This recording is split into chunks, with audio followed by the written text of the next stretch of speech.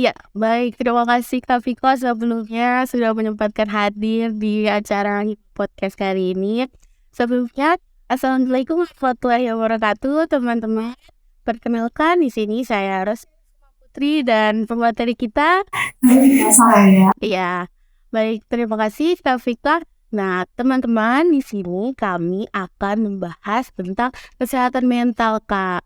Iya, jadi sebelumnya nih Kak, sebelum kita masuk ke ke berita-berita tentang kesehatan mental, aku di sini mau tanya dulu ke Kak Viko. Sebenarnya seberapa penting sih Kak kita untuk menjaga kesehatan mental diri kita sendiri gitu? Oke, terima kasih banyak Mas Vicky. Iya Kak. Sebelumnya kita mau sapa dulu teman-teman. Iya boleh. ya? Boleh gitu. Kita semakin Iya boleh Kak. Assalamualaikum warahmatullahi wabarakatuh. Ya. Semua semoga sehat walafiat selalu. Salam kenal, aku Vika, sarjana psikologi yang saat ini sedang mengembangkan platform Ruang BK, Ruang Bimbingan Edukasi dan Karir, dan juga sebagai praktisi anak dan remaja, khususnya praktisi psikologi Karsi. Iya. Kan aku megang praktek dari anak umur 2,5 tahun sampai kuliah gitu. Dan Rafika juga tapi jadi coach untuk beasiswa Bank Syariah Indonesia. Iya. Jadi pertanyaan, Kak, Rosi, seberapa penting sih kita menjaga kesehatan mental kita sebagai praktisi psikologi anak dan remaja? Kak Vika pegang dari umur 2,5 tahun, ada juga muridku yang umur VK, yang spesialis juga ada, lalu dari SD, SMP, SMA sampai kuliah ada adik-adik binaanku. Ternyata mau dari TK, SD, SMP, SMA, kuliah, bahkan kayak Kak Vika kerja atau di sana ada teman-teman kita yang udah menikah, semua penting. Kenapa? Karena ketika kita sehat mental itu akan membuat kita produktif, membuat kita bisa menjalankan hidup sehari-hari dengan baik. Nah, itu kalau kita bicara tentang sehat mental, seberapa penting banget kan? Iya. Malah nih kalau misalkan seorang ibu misalkan sehat mentalnya tuh kurang gitu ya kayak kesehatan mentalnya terganggu, kira-kira kalau main sama Karosi bisa nggak ya mengurus rumah dengan baik dan menjaga anaknya dengan baik? Menurut kakak gimana? Menurut aku belum bisa. Iya. Butuh bantuan. Iya butuh bantuan. Iya. Jadi dari seorang ibu bahkan anak-anak, misalkan ada anak SD, SMP yang ibu nih, kira-kira bisa nggak sih Kak bikin prestasinya menurun di sekolah? Bisa. Iya. Jadi kalau itu sangat penting nggak sih? Penting banget. Bagaimana pentingnya nanti aku share kalau definisi dari psikologi ya. Kepada kita Baik Kak, jadi kan tadi udah untuk kesehatan mental itu ternyata perlu banget ya Kak. Jadi kalau aku kerucut lagi nih Kak tentang ada di sini sekarang itu fenomena-fenomena tentang remaja-remaja yang sekarang nih Kak, tentang kenakalan-kenakalannya seperti minum keras, seks bebas bahkan bunuh diri karena percintaan itu banyak ya kalau mereka ya pas kalau yang kayak gitu tuh selain faktor zaman sekarang itu ada nggak sih sangkut pautnya dengan kesehatan mental gitu? Wah ada banget Kak. Ada banget ya. Boleh nih jawabnya panjang nih. Iya nggak apa-apa. Nggak apa-apa banget ya Kak. Karena kalau aku pribadi sebagai sarjana psikologi memiliki kewajiban untuk mengedukasi teman-teman. Yang perlu Kak Rosi tahu, yang perlu teman-teman tahu bahwa ilmu psikologi itu bukan tidak eksklusif hanya untuk orang psikologi. Kak Rosi sebagai insya Allah kedepannya guru, insya Allah jadi seorang ibu yang salihah. Iya, amin. Itu pun sangat butuh ilmu psikologi. Karena bedanya apa sih?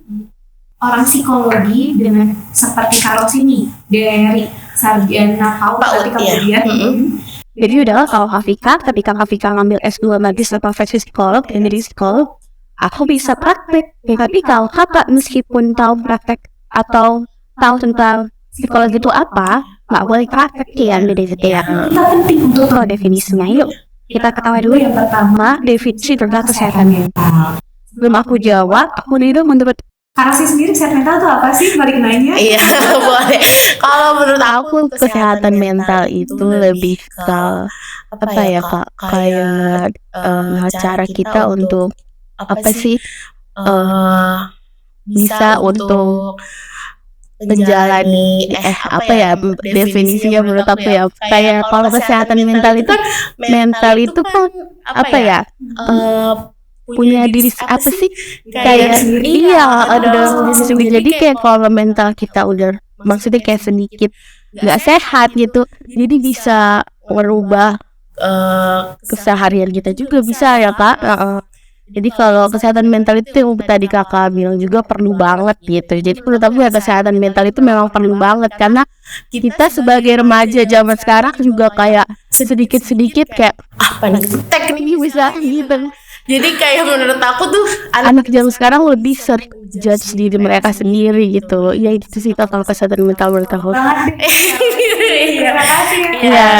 ya. Ini menambahkan itu Kak Rosi bilang tuh betul. Tapi aku izin menggunakan teori.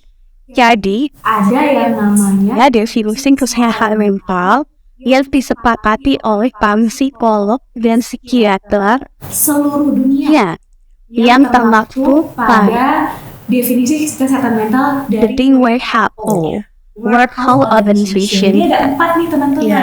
Ada 4 indikator yang bisa dikatakan orang bisa sehat mental. Yang pertama adalah ketika tampak kesejahteraan psikologis pada dirinya dan dia mengenal potensi. Seperti Karol sini sebagai seorang guru PAUD, insya Allah membantu anak-anak muridnya untuk mengenal potensi. Mengenal potensi itu dari kecil dari hati bangun. Nah, pertanyaannya tadi kan definisi pertama disebut sebagai sehat mental adalah ketika tampak kesejahteraan psikologis dan mengenal potensi. Apakah maksudnya aku harus happy terus? Apakah maksudnya aku senang terus? Kan, tapi masuk ke indikator yang kedua, yaitu adalah yang disebut sebagai sehat mental itu adalah ketika kita mampu mengelola apapun yang terjadi pada diri kita, khususnya stres, mampu mengelola stres atau tekanan hidup kita yang bentuknya normal. Yang dimaksud stres normal adalah sehari-hari, stres karena belajar, stres karena kita berteman atau relasi dengan orang tua, dengan adik kakak kita dan seterusnya, sama pasangan kita bagi yang sudah menikah. Yang nggak normal tuh gimana sih Kak Vika? Yang normal contohnya adalah Kak Vika izin sharing ya? Iya, boleh. Mohon maaf seperti kalau tiba-tiba ada yang meninggal dunia di kehidupan kita, entah itu orang tua, kakek nenek, kita kehilangan seseorang, lalu stres yang nggak normal lagi atau tekanan yang nggak normal lagi, misalkan contohnya ada bencana alam. Kira-kira bencana alam itu sehari-hari atau tiba-tiba terjadi? Tiba-tiba. Nah, biasanya yang nggak normal itu yang tiba-tiba. Itu tuh salah satu contoh yang luar biasa buat aku ngeliat. Salah satu public figure adalah Pak Ridwan Kamil. Ketika kehilangan Masya Allah kembaran beliau, tetap stay cool, tetap kalem. Wah, itu termasuk ciri-ciri sehat mental. Bagian kedua, mampu mengelola segala stres yang ada, apalagi kehidupan normal. Nah, yang ketiga yang disebut sebagai sehat mental adalah ketika kita produktif. Seperti hari ini Karol sih jadi moderator dan juga sehari-hari bersama Pak Vio di Hima PAUD itu pun produktif. Makanya kenapa sih anak SD, SMP, SMA bahkan kuliah nih punya ekskul, punya UKM, ada BEM, ada OSIS? Karena itu bagian kita untuk produktif dan itu ngebantu kita untuk sehat mental. Aku mau nanya dulu sama Kak Rosi sebelum aku lanjut. Kalau kita 3 bulan berturut-turut nih Kak, cuma nonton drakor, dengar musik, nggak mandi, nggak keluar rumah, kira-kira hati kita happy atau makin gimana rasanya menurut Kakak? Makin gak jelas sih menurut aku. Itu bikin sehat mental atau gak sehat mental? Gak sehat. Itu penting banget disebut sebagai sehat mental. Yang ketiga, produktif. Itu termasuk apapun teman-teman lakukan selagi teman-teman produktif, selamat kamu sedang memperjuangkan kesehatan mental kamu. Dan yang terakhir Kak, yang gak kalah penting yang disebut sebagai sehat mental adalah yaitu ketika kita mampu berkontribusi kepada masyarakat. Seperti Aras ini jadi moderator hari ini berkontribusi, seperti kakak-kakak di balik layar dan seterusnya berkontribusi. Itu bagian dari perjuangan sehat mental. Karena aku pernah magang nih Kak di Iya. RSJ, Iya. Rumah Sakit Jiwa. Hmm. Dan qadarullah biasanya orang-orang yang mohon maaf sudah mengalami mental disorder atau yang mohon maaf yang ada di rumah sakit jiwa, mereka tuh sulit untuk melakukan 4 hal itu Kak. Iya. Mereka aja untuk makan ada yang disuapin, untuk mandi mereka nggak paham. Maka dari itu, yuk bagi kamu yang alhamdulillah hari ini Allah masih berikan otak yang fresh, kognitif yang fresh, yang sehat, hati yang mungkin masih galau-galau dikit tapi Iya. masih bisa dikendalikan, Iya. masih bisa berjuang untuk olahraga, masih bisa berjuang untuk hidup sendiri, maka perjuangkanlah. Karena kesehatan mental itu patut diperjuangkan. Tadi kayak aku tanya sama Kak Rosi, Pak kita nggak produktif 3 bulan, nonton doang, nggak keluar kamar, ya akhirnya jadi stres Stres sendiri ya. Pertanyaannya, kamu mau pilih sehat mental atau enggak? Kalau mau pilih sehat mental, harus lakukan perjuangan untuk 4 indikator. Iya, tadi. iya. Itu Kak kira-kira definisi kesehatan mental. Iya. Oke, baik Kak. Tadi yang kayaknya kalau untuk kenakalan remaja tadi ya Kak, Nah, itu udah dijawab atau Belum. Oh, belum. Oh, iya, belum. Belum masuk. Iya. Oke. Ya, jadi boleh Kak dijawab. makasih Kak Iya. Rosi. Nah, balik lagi. Tadi kan disebut sebagai definisi kesehatan mental. Iya. Kira-kira kenapa sih remaja ada yang ngalamin tawuran, minum-minuman, narkoba? Tadi Kak Rosi juga bilang ada yang seks bebas. Seks bebas. Bahkan sekarang banyak banget yang namanya narkolema. Pernah dengar nggak Kak? Narkolema. Belum. Oke, aku bisikin ya. Iya. Ini salah satu istilah terbaru di psikologi. Oh ya. Narkoba lewat mata. Oh. Kira-kira apa Kak? Kayak porno ya, Pornografi, betul. pornografi. Bahkan dalam penelitian, pornografi itu lebih adiksi loh Kak dibandingkan narkoba. Maka dari itu, astagfirullahaladzim banget Kak, orang-orang, bahkan anak-anak, zaman sekarang udah terpapar pornografi ya Kak. Iya. Dan menurut studi, pornografi itu tuh bisa membuat otak menjadi rusak. Maka dari itu orang yang kecanduan pornografi, mereka tuh nggak akan fokus sama hidupnya. Iya. Ya gimana mau fokus, pikirannya itu terus ya. Iya. Nah pertanyaan kenapa sih ada anak remaja yang seperti itu? Iya. Kenapa sih dan seterusnya? Ya pasti sebelum kita mengulik anak remajanya kita harus lihat dulu nih lingkungannya gimana. Iya, lingkungannya. Ada 2 aspek ya yang Iya. mau aku telaah bareng Kak Rosi. Yang Iya. pertama lingkungannya, yang kedua dirinya sendiri. Iya. Apa yang terjadi di lingkungan dan apa yang terjadi sama diri sendiri. Iya. Karena seorang Kak Rosi, seorang Kak Vika, teman-teman semua di sini yang melihat hari ini, kita adalah kumpulan-kumpulan kita di masa lalu. Disebabkan, yaitu adanya sebab akibat karena lingkungan dan hereditas. Hereditas itu artinya adalah genetik. Iya. Nah, kita mulai dulu nih dari lingkungan kita. Lingkungannya. Harus dicek dulu nih. Iya. Kalau ada anak-anak yang tawuran, seks bebas dan seterusnya, lingkungannya kayak gimana? Kalau ternyata mohon maaf, qadarullah anak tersebut hidup di tempat yang memang mohon maaf banyak kemaksiatannya, Iya. yang gak heran ya. Iya, Kak, ya. iya betul. Dan sebenarnya adalah itu jadi tanggung jawab kita bersama. Kak Rosi sebagai sarjana PAUD nanti, Kak Vika sebagai seorang psikolog nanti, kita harus bisa mengedukasi. Iya. Langkah yang paling tepat, langkah minim yang paling bisa kita lakukan adalah edukasi.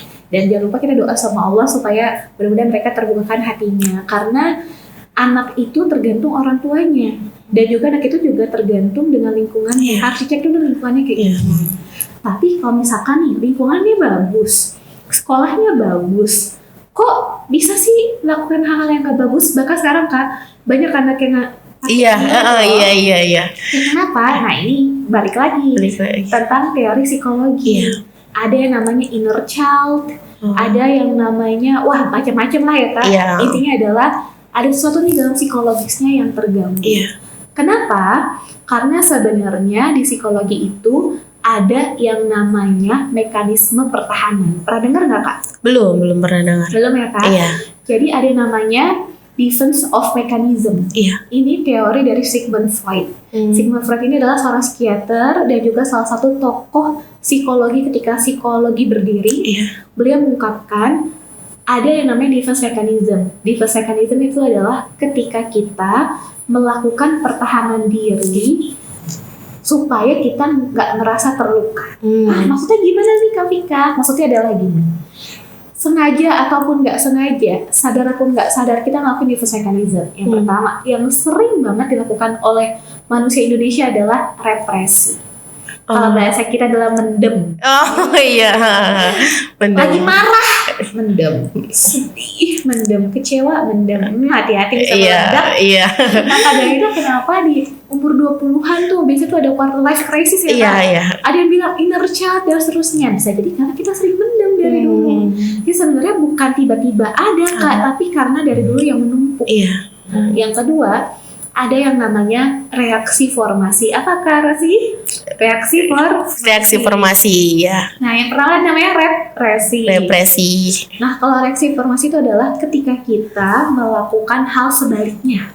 Contoh, misalkan aku sedih banget, aku kecewa banget, aku marah banget. Jadi aku nunjukin ke dunia, teman-teman aku Happy. Iya. I'm happy. Aku nggak kenapa-napa kok, I'm okay. Dan seterusnya. Tapi berpura-pura itu selalu ya Kak. Yang diselesaikan ini sebenarnya boleh banget. Misalkan kita tuh marah banget nih sama satu organisasi kita nih, sama teman kita. Rasanya tuh kayak pengen marah-marah. Kita represi ya. Kita reaksi formasi. Boleh, tapi itu selesai sama dia pas kamu udah dingin. Paham maksud itu? Iya, paham. Bukan dipendem sampai udah lulus. Jadi nggak akan selesai. Iya, nggak selesai. Biasanya di psikologi tuh ujungnya nyelesain masalah harus problem fokus coping, harus fokus ke masalahnya, bukan kita menghindar. Nah, defense mechanism itu singkatnya adalah ketika kita menghindar terus. Ada lagi nih Kak, defense mechanism tuh banyak banget contoh-contohnya. Ada juga banyak hal, misalkan kayak proyeksi. Proyeksi itu adalah ketika kita menyalahkan kesalahan kita kepada orang lain, kita nuduh ke orang lain, misalkan gini. Kok gue dapat nilai C sih sama dosen ini? Emang dosen yang gak enak tahu. Emang dosennya yang nyebelin gue jadi nggak bisa fokus kalau belajar. Padahal dia nggak sama sekali belajar. Padahal dia benar-benar ya udah suka cabut. Intinya adalah semua defense mechanism itu ujungnya adalah nggak jujur sama diri sendiri. This way, kenapa sih anak-anak yang ngalamin sampai berani seks bebas, narkoba dan seterusnya, sebenarnya tuh karena ada emosi yang menumpuk, yang mereka tuh selalu menghindar. Ibarat kata mereka tuh naruh sampah ke hati, sampah itu ya. Dalam hadis Rasulullah, kita sebagai seorang muslim yakin ada satu segumpal darah yang di dalam tubuh manusia, kata Rasulullah. Kalau segumpal darah itu baik, maka seluruhnya baik. Kalau segumpal darah itu buruk, maka seluruhnya buruk. Kayak hati, itulah hati maksudnya. Kalau kita misalkan kita pernah dibully, kita nggak maafin, titik lagi. Maksudnya kita nggak salah ya. Misal, nauzubillah Allah jaga kita, amin. Misalkan ada orang yang mengalami pelecehan seksual, dia nambah titik lagi. Ini in case dia tidak mencari pertolongan ya, dia pendem trauma. Akhirnya orang-orang kayak gitu ntar kedepannya bisa melakukan hal-hal yang kurang baik, bukan karena dia sebenarnya salah, enggak, dia sebenarnya butuh ditolong tapi dia tidak mencari pertolongan. Akhirnya bisa menjadi seorang pelaku. Makanya biasanya korban bullying, mereka kan jadi pelaku bullying Kak. Pernah dengar ya? Iya, pernah. Karena tadi mereka tidak mencari pertolongan, mereka tidak jujur dengan diri sendiri, meskipun kita nggak bisa langsung judgement ya. Jangan-jangan adik-adik kita tersebut, teman-teman kita tersebut belum tahu ilmunya, atau jangan-jangan mereka nggak punya support system. Ini kalau ditanya tentang anak-anak seperti itu, sebenarnya complicated ya kan. Ada yang karena terlalu banyak kejadian pahit, akhirnya dia pengen balas dendam. Ada yang karena dia punya trauma, akhirnya ya udahlah, stress release aku ngerokok singkat aja, instan. Padahal itu bukan sebagai obat, karena itu bukan sebagai penyelesaian masalah, itu malah nimbulin masalah. Jadi satu-satunya menyelesaikan masalah adalah selesaikan masalahnya sampai ke akar. Pertanyaannya, berani nggak ya kamu menyelesaikan sampai ke akar? Apalagi terkait sama orang tua. Kalau aku nggak stop, aku ngomong terus. Gak apa-apa Kak. Oke, baik. Jadi tadi mengenai kenakalan remaja. Jadi banyak banget ya Kak fenomena-fenomena yang tadi Kakak Masih Kakak. sedikit ya. Oh iya, Masih banyak lagi yang lain. iya. Nah, Kak, kita ngomongin yang tadi aku bilang tuh sedikit-sedikit panic attack, sedikit-sedikit ngejudge bahwa diri dia sakit mental. Menurut Kakak, kalau remaja-remaja zaman sekarang sedikit-sedikit judgmental, sedikit-sedikit bilang kalau gue harus ke psikolog nih, itu sebenarnya kayak apa sih Kak? Kayak maksudnya kenapa mereka menyebutkan bahwa kayak gue sakit dia mentalnya gitu Kak? Oke, Iya. Insya Allah. Terima kasih Iya. atas pertanyaannya. Aku izin dulu, ada beberapa perspektif yang mau aku share Iya. ya. Yang pertama, perspektif pertama, tidak boleh self diagnose. Iya. Jadi ya Iya. Kak, prosedural dikit-dikit judgmental itu tidak boleh ya. Tidak boleh. Iya, sama tidak boleh sekali. teman-teman. Tidak boleh. Karena Kak Vika aja Iya. yang sarjana psikologi, BTW Kak Vika masih SPSI ya. Iya. OTW jadi psikolog modelnya. Iya, amin. Nah, Kak Vika aja nggak boleh loh judgmental. Iya. Misalkan ada yang konsul sama Kak Vika, sarjana psikologi itu boleh jadi konselor, Iya. tapi bukan psikolog. Iya. Kak Vika aja nggak bisa bilang, oh kamu nih bipolar, kamu Iya. schizofren, nggak Iya. boleh. Iya. Kak Vika harus refer, harus rujuk ke psikolog. Artinya sarjana psikologi aja nggak boleh, apalagi kamu Iya. yang nggak pernah nyicipin Iya. sekolah di psikologi. Iya. Nah, maka dari itu, kenapa sih mereka self-diagnose? Bisa jadi karena mereka kurang teredukasi. Karosi, balik lagi edukasi ya. Edukasi ya. Giveaway kenapa ya? Kalau ada acara nih, misalkan BEM, Hima, PAUD, Iya. misalkan sering itu edukasi. Iya. Itu penting ya Kak ya. Mm. Maka dari itu, penting banget kita untuk terus memberikan asupan nutrisi ilmu nih ke dalam diri kita, khususnya ilmu agama. Kak Vika bisa jamin sebagai calon psikolog ke depan, mana sih yang perlu kita utamakan, ilmu psikologi saat ini atau ilmu agama? Kak Vika tegaskan ilmu agama. Ilmu agama. Karena Kak Vika ngerasain di ilmu psikologi, kalau kita pakai ilmu psikologi doang nih, teknis-teknis doang, itu kering rasanya Kak. Ternyata balik lagi ke agama tuh ruhnya lebih dapet. Iya, betul. Maka dari itu kalau kita mau menyentuh anak-anak zaman sekarang, mahasiswa zaman sekarang adalah kita padu-padakan nih ilmu sains sekarang sama ilmu agama. Iya. Kalau ilmu psikologi doang kering banget. Keren Jadi kalau banget. sama ilmu agama doang bosen biasanya Iya. ya. Makanya seru banget nih kalau dipadu-padakan.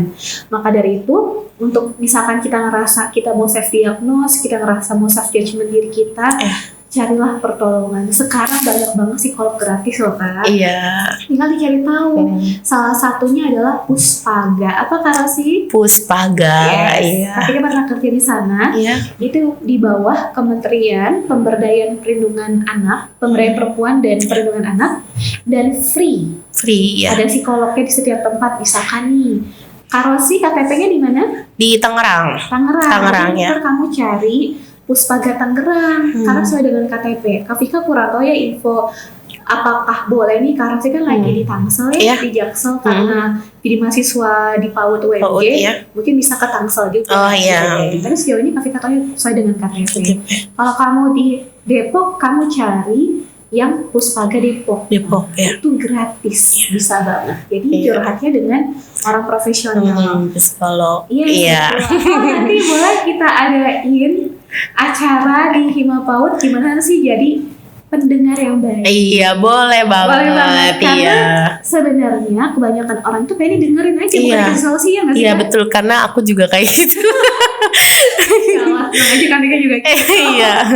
Maka terus sebenarnya psikolog itu adalah seni mendengarkan, bukan memberikan solusi. Bahkan psikolog itu nggak boleh ngasih solusi loh Kak. Oh iya. Solusi itu harus muncul dari mulutnya klien.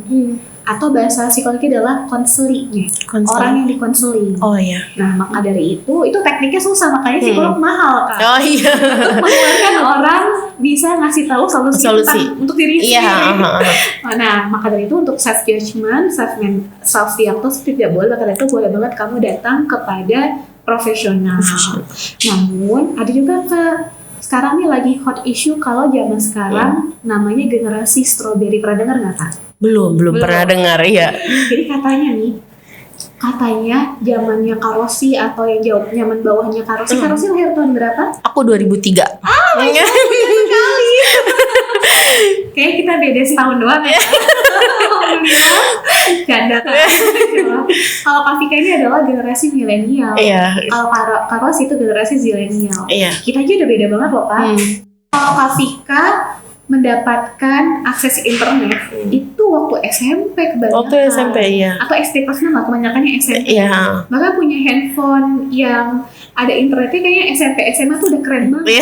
Yang kalau sih dari SD ya udah ada. Ya? Dari SD ya udah ada. Kita hidup di zaman yang berbeda, Iya. meskipun sama ya. Iya. Itu aja, maka itu kenapa disebut generasi zilenial, Gen Z, dibilangnya katanya adalah generasi strawberry. Ada dua perspektif tuh Kak. Iya. Ada yang bilang katanya generasi Z itu tuh lemah banget gara-gara semuanya serba instan. Serba instan, Ada ya. GoFood. Iya. Semuanya udah di Google ya Kak. Udah di internet ya Kak. Iya. Beda sama generasi sebelumnya. Tapi kalau buat aku perspektifku adalah generasinya Kak Rosi dan teman-teman yang lahir 2004, 5 seterusnya. Kenapa disebut generasi strawberry? Bukan karena lemah, jadi mengakui kayak gue ngerasa masalah deh, psikologi gue kayak masalah deh. Tadi Kak Rosi bilang itu kayaknya gue ini ngerasa mental gue tuh terganggu ya. Itu bisa jadi karena sudah teredukasi zamannya aku, apalagi di atas aku ya.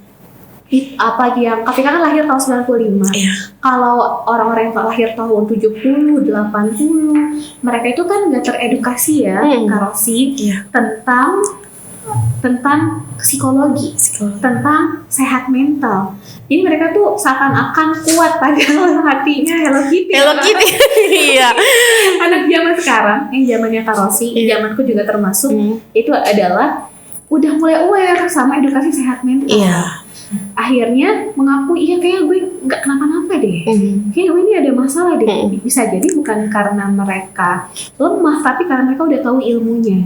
Tapi yang tepat adalah ketika tahu ilmunya bukan sekedar judgmental, bukan sekedar lihat karena sih bilang, tapi segera minta bantuan ke profesional.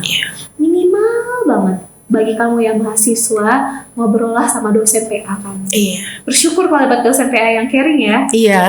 Tapi kalau dosen PA-nya gitu juga kayak gimana gitu ya Kak? Sebenarnya kita cari dosen yang lebih caring, kelas.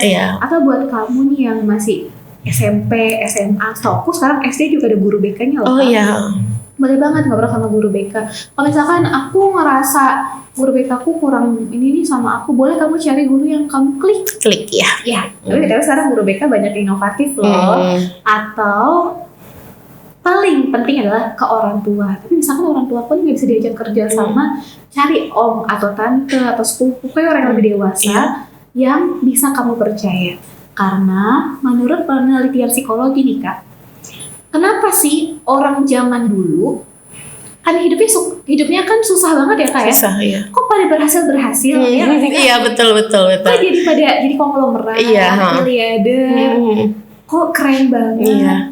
Jawabannya adalah dari penelitian psikologi tersebut, mereka yang hidupnya susah banget lalu jadi orang berhasil ketika sudah dewasa, sudah tua. Karena seminimal-minimalnya dari wawancara sama ribuan orang tersebut, aku lupa dari penelitian siapa, tapi aku ingat esensinya. Dari ribuan orang yang diwawancarai, ada satu hal yang sama Carlos, yaitu adalah orang yang pernah hidup susah banget, termasuk sehat mental yang terganggu juga susah ya. Misalkan pernah dibully, susah banget. Mereka tuh sama semua, bahwa ternyata yang ngebuat mereka sukses, ngebuat mereka bisa berjuang karena minimal ada satu orang dewasa yang ngebantu mereka. Nggak perlu orang tua kamu. Kalau kamu ngerasa orang tua kamu belum bisa support kamu, kalau orang tua kamu bisa support, alhamdulillah. Artinya orang tua kamu udah teredukasi. Bisa loh misalkan sama om atau tante, bisa sama orang tua, adik kakak, atau jangan-jangan sama kakak kelas di 5 tahun, atau ketemu sama suami. Terlalu jauh kalau suami ya Kak. Atau orang yang lebih dewasa, misalkan sama siapa itu yang kamu kenal di kantor.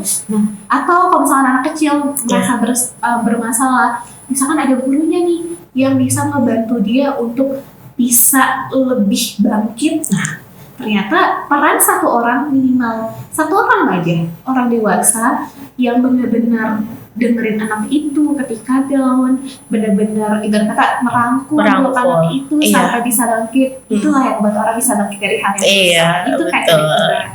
Iya, berarti istilahnya support system itu support system itu membantu banget ya Kak berarti. Kalau dia bilang, gue gak perlu support system, mohon maaf ya, paling bertahannya cuma sebentar. Pasti ujungnya butuh, karena kita makhluk sosial ya. Menurut Kak Rosi gimana? Ya menurut aku support system itu gak harus dari apa ya Kak. Kalau zaman sekarang kan support system tuh harus dari pacar gitu. Tapi kalau menurut tapi kalau menurut aku ya kalau ketika kita nggak punya pacar ya kita punya teman, bahkan punya sahabat gitu. Jadi benar-benar bisa ngebantu banget sih Kak. Tapi ada syaratnya sebenarnya Kak Rosi. Ini syarat yang kadang kita lupa.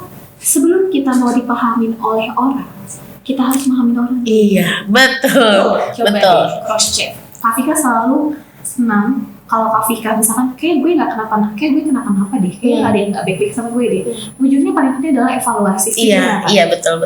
Misalkan, kok gue nggak dapet sih support system, coba cek dulu. Kamu pernah nggak ngebantu orang secara tulus? Tapi itu sustain ya. Nggak bisa sekali kebantu terus hilang, ya orang juga akan kayak kita sama gitu. Makanya gak heran kenapa sih waktu kita dewasa, kan kita beda nih, Kak umurnya udah 27, kamu berapa? Aku tahun ini 20. Di zamannya Rosi itu banyak banget temennya, bisa puluhan. Zamannya Kak Fika banyak sih, banyak banget, cuman yang bertahan udah jadi sahabat sejati ya mungkin hitungan jari. Kenapa? Simple, Kak Fika menerima itu dan Kak Fika juga gak kenapa-napa karena Kak Fika hanya bisa memberikan sepenuh jiwa raga Kak Fika kepada orang tersebut. Kak Fika sebelum Kak Fika pernah jadi koordinator nasional di Ikatan Lembaga Mahasiswa Psikologi Indonesia.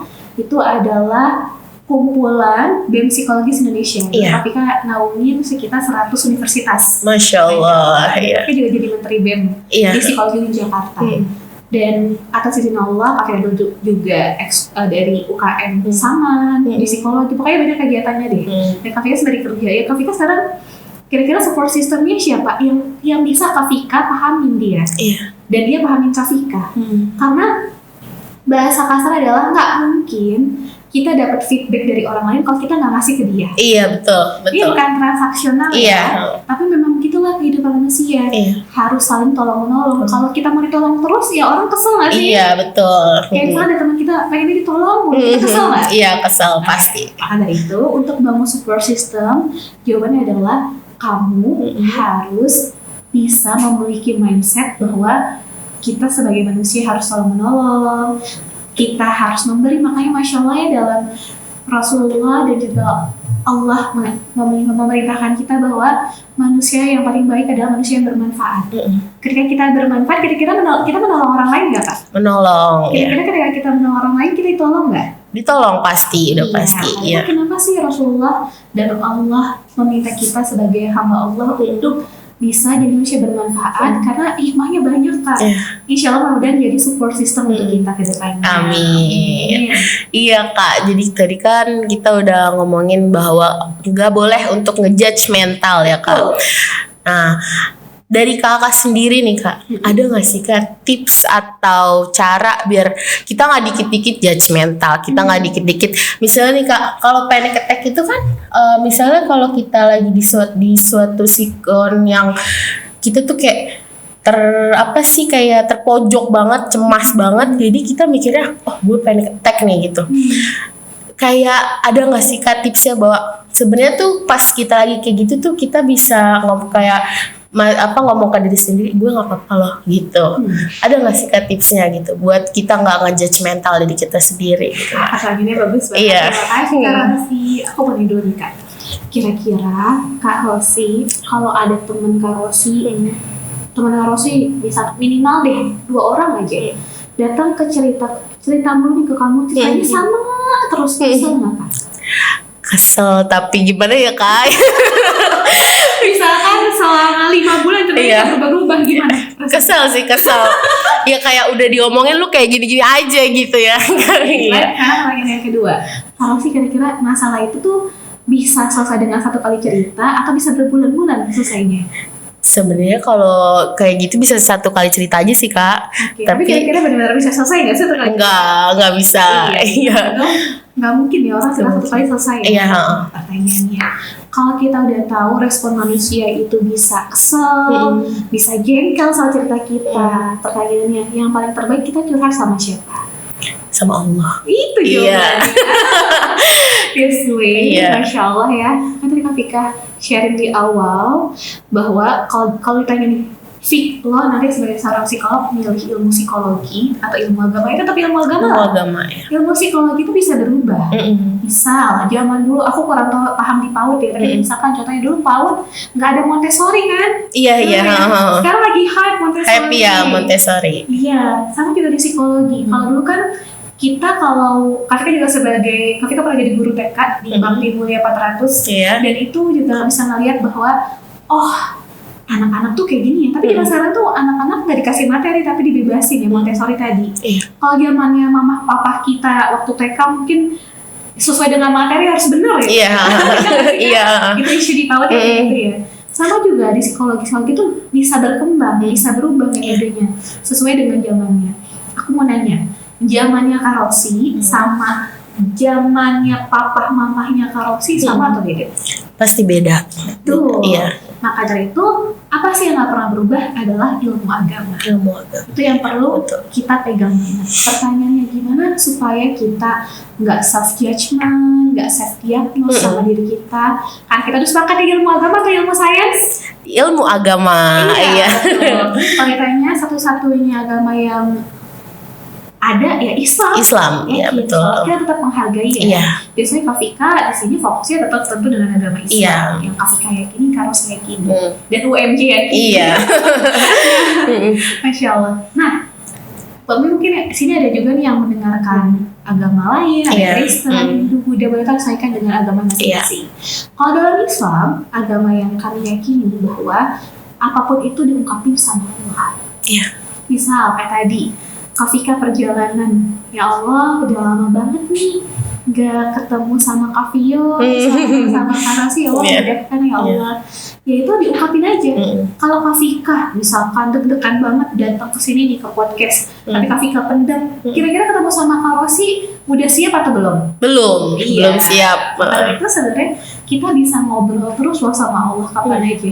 Bukan cuma sholat, tapi lebih baik pas lagi sholat. Ketika setelah sholat, this way, ketika kita setelah sholat, kenapa sih Allah minta kita, Allah memandu kita untuk duduk dulu, untuk doa dulu. Itu bukan buat Allah, tapi itu buat diri kita sendiri. Kita sendiri, ya. Kak Vika jamin lebih sehat mental para orang yang ngerti agama, tapi ngerti agamanya benar-benar ngerti agama ya, Iya. bukan yang faking, Iya. bukan yang palsu, Iya. dibandingkan orang yang sekedar tahu ilmu psikologi. Karena ya balik lagi, ilmu terbaik adalah ilmu agama. Ilmu PAUD aja turunan dari ilmu agama kan? Iya, betul. This way, kita bismillah ketika ngerasa mumet, ketika kita merasa kesel, langsung aja ungkapin sama Allah. Ungkapin dalam hati boleh, atau misalkan ternyata aku lagi motoran sendirian, atau aku lagi di kelas sendirian, ungkapin dengan mulut bersuara juga boleh. That's why kenapa ya kalau kita ngaji itu perlu pakai suara, ya kan? Iya, betul. Dalam hati. Iya. Itu tuh agar ketika suara yang keluar itu terdengar ke telinga dan terdengar di hati. Iya. Sebenarnya itu karena itu. Maka dari itu, nah kita pasang kita boleh ungkapin sama Allah. Tapi misalkan nih kita lagi di ruangan rame nih, kita dalam hati aja juga nggak apa-apa.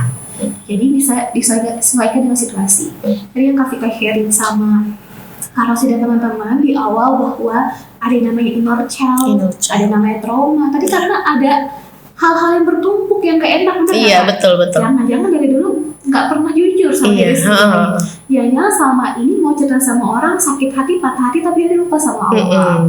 Tapi kita nggak bisa salahin 100% ya, karena biasanya orang yang sedang down nggak terlalu ingat tentang hal itu. Maka itu perlu banget Kita saling sharing sama teman kita saling mengingatkan tapi dengan cara yang baik. Jadi dengan jujur dengan diri sendiri, lalu ungkapin sama Allah, Kafikah yakin dengan kita konsisten, dengan kita sustain lakukan itu, mudah-mudahan Allah bantu kita lebih sehat mental. Tapi kata sih, kalau dirasa aku udah jujur nih sama diri sendiri, aku tuh udah ungkapin tapi masalah belum selesai. Jawabannya adalah kamu udah selesai masalah belum apa curhat doang. Kamu selesaiin. Misalkan masalah aku skripsi nih, curhatnya sama Allah doang. Pas lagi sholat doa sama Allah, ya Allah mudahkanlah skripsiku. Tapi nggak dikerjain skripsinya. Nggak dikerjain, nggak bisa. Maka dari itu perlu dua hal, tauhid dan ikhtiar. Apa kata sih? Tauhid dan ikhtiar. Kira-kira ikhtiar dulu atau tauhid dulu? Tauhid dulu ya Kak. Iya. Betul. Iya. Jadi kita dulu sama Allah. Dulu Kafika pernah ngerasain ikhtiar dulu baru tauhid. Makin dicoba sama Allah, iya nggak sih kadang kayak gitu. Makin diuji sama Allah, kalau bahasa gini, lu sombong banget jadi hamba ya. Akhirnya diuji lagi. Biasanya orang-orang yang Kafika lihat ya di psikologi, meskipun sekalipun dia bukan orang Islam, mereka ujungnya yang bisa menyelesaikan masalah adalah ya udah mereka berserah diri sama Tuhan. Mereka menyerahkan diri, ya Allah, aku pasrah dengan apapun yang Engkau tetapkan, aku serahkan. This way, dalam ilmu psikologi ujung-ujungnya kalau nggak bisa nyelesain masalah adalah kita forgiveness, memaafkan. Bukan kita justru memperjuangkan masalah itu sampai tuntas. Kalau emang ternyata misalkan kita punya masalah sama orang tua kita, misalkan sama ayah kita, qadarullah ya kita udah meninggal, gimana cara kita nyelesain masalah sama dia? Berdoa, ngedoain beliau ya. Betul. Tapi kalau misalnya kita maksa beliau ngobrol sama beliau di kuburan, di makam sampai beliau bangun bisa nggak bisa. Iya. Jadi ujungnya adalah memaafkan. Iya, memaafkan. This way, mau apapun tuh masalah adalah memaafkan. Namun untuk lebih tahu lebih detail, alangkah baiknya kamu datang kepada profesional. Misalnya aku tuh udah mencoba memaafkan, aku udah mencoba jujur dengan diri sendiri, tapi kok aku masih belum selesai. Nah, kalau seperti itu, kalau kamu udah berjuang tapi belum selesai, carilah bantuan kepada pihak profesional. Boleh psikolog, boleh konselor. Nanti kalau misalkan ternyata butuh pengobatan, bisa ke psikiater. Iya. Oke, baik Kak. Satu lagi nih Kak, ada yang pengen aku tanyain satu lagi. Kalau untuk